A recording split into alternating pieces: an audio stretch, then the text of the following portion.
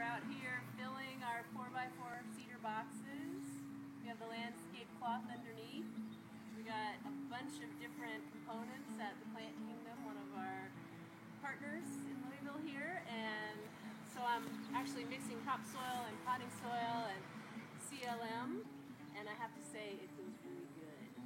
So we're going to do one layer of these three components, and then we're going to do another layer to mix them all up. And then we're going to add 8 pounds of worm compost. And we're also going to put some worms in here because we love worms. And the landscape cloth actually is going to make a contained environment, which we like because weeds can't come up. So we're going to do 3 different styles of potting soils and topsoils in these to see how they all perform.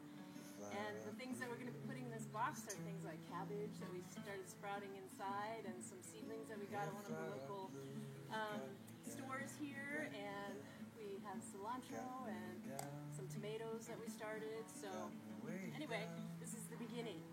March 20th. See you soon. So we're putting on the lattice, and this is for square foot gardening. So each one of these is actually 1 square foot, and it makes 16 in a 4x4 box. Go figure. So we're putting it down so that we know exactly how many plants are going to be put into each box and when they're going to be rotated, because we have our planting guide that we're going to be following. So this is giving us the understanding of our boundaries and numbers. Because boundaries are important, aren't they? They create freedom. Yeah. That's right. All right. All right. So, to keep our no-good dog, get out of here, Bodie. Away from the garden boxes, because he's already been digging into one. We're just building a little fence. We got these metal poles at a hardware store for $3 or $4 each. We put 3 on the side, and then we had a roll of chicken wire that we've been carting around. And we're just wrapping it around the fence, and then when we get to the end, we're going to build a little door thingy of some sort. So we can get in and out, and then this will keep Bodie the dog out, but it'll also keep rabbits out and squirrels and well, I guess it won't keep squirrels out. Hopefully it'll keep rabbits out and some of the other critters, you know. So anyway, we'll see. It's an experiment. See you next time.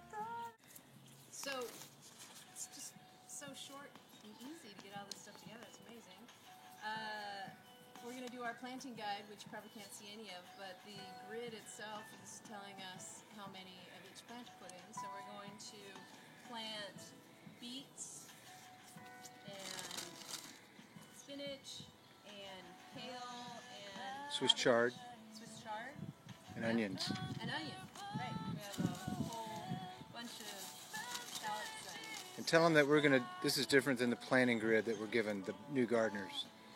just like Gary just said. Yeah. This is different than the Right, this is an early crop that we're going to plant, and in the middle box we're going to plant according to the grid that's on the website, 15000farmers.com. So we can just experiment with growing earlier and then try the grid and see how that works. Yeah, so we'll let you see it when it's done. Right? This is like an experimental station, right, Valerie? This is the laboratory. This is what life really is about. Yeah.